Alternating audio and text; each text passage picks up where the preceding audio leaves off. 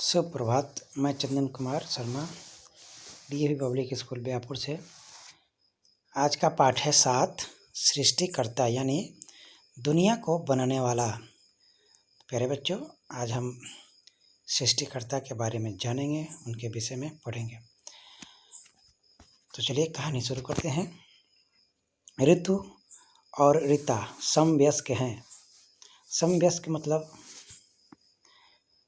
हम उम्र, मतलब एक ही उम्र के, एक ही नगर के, एक ही मोहल्ले के पास पास रहती हैं। दोनों विज्ञान की छात्राएं हैं। विज्ञान मतलब साइंस की स्टूडेंट। कक्षा भी समान है, किंतु दोनों के कॉलेज भिन्न हैं। भिन्न मतलब दोनों के कॉलेज अलग अलग हैं।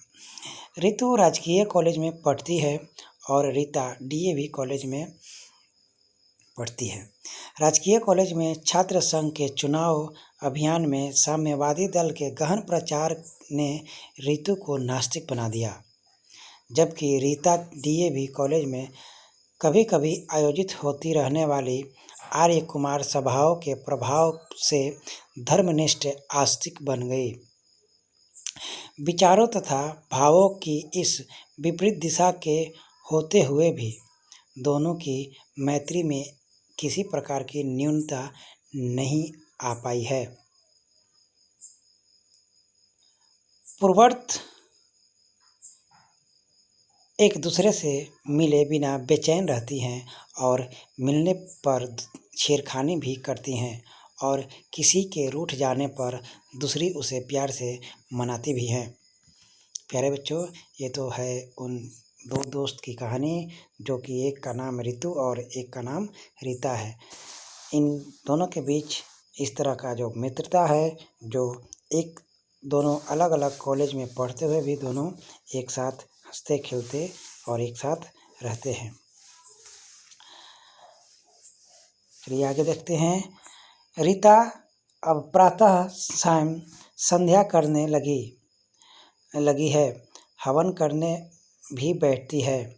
ऐसे समय में यदि ऋतु उसे मिलने जाती है तो ऋतु को उसके उठने की प्रतीक्षा करनी पड़ती है।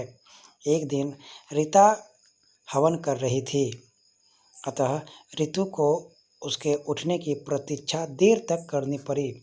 हवन के पश्चात रीता ने अपनी सखी का स्नेहपूर्वक स्वागत किया। पश्चात मतलब बाद। स्वागत किया, घर बाहर तथा पढ़ाई लिखाई का हालचाल पूछा।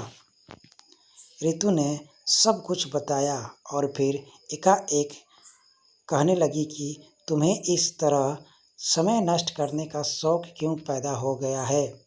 साइंस के विद्यार्थियों के पास नष्ट करने के लिए समय होता कहाँ है। उसे तो आंख झपकने के लिए भी मुश्किल से समय मिल पाता है।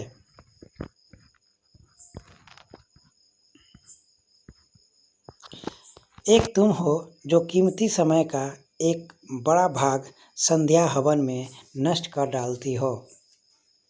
यह सब उसके लिए जिसका कोई अस्तित्व ही नहीं है। यह ईश्वर नाम की चीज़ क्या है। रीता ने पूछा कि यदि ईश्वर नहीं तो यह सृष्टि किसने रची है।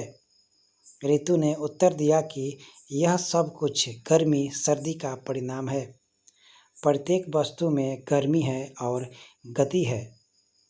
पता नहीं कब यह गर्मी बहुत बढ़ गई और इसके कारण कहीं कुछ बन गया और कहीं कुछ स्वयं यह सब कुछ बन जाता है।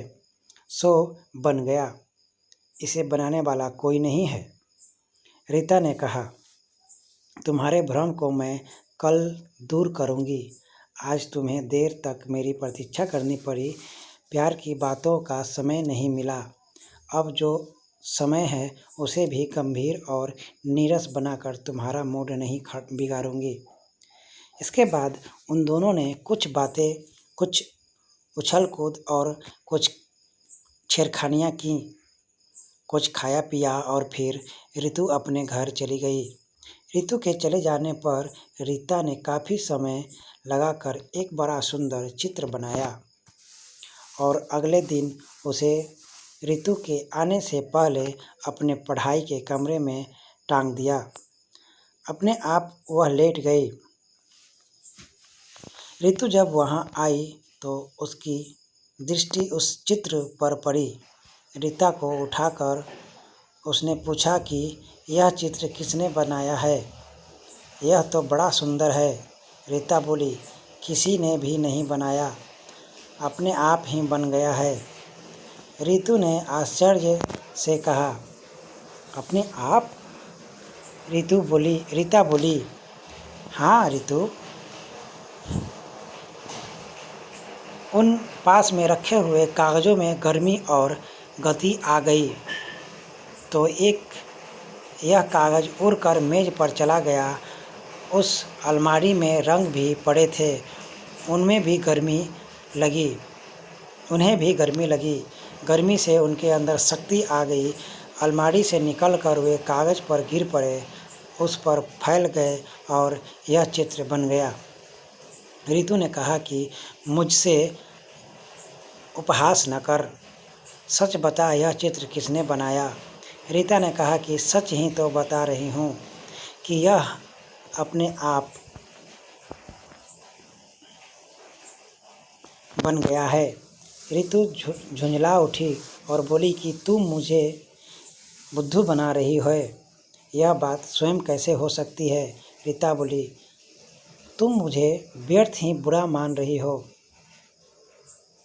यह चित्र वैसे ही अपने आप बन गया जैसे यह सृष्टि अपने आप बन गई है। यदि यह गर्मी की शक्ति से इतनी बड़ी सृष्टि अपने आप बन सकती है तो क्या यह छोटा सा चित्र नहीं बन सकता? रीता के इस तर्क को सुनकर ऋतु की समझ में यह बात आई कि इस दुनिया का भी कोई बनाने वाला है।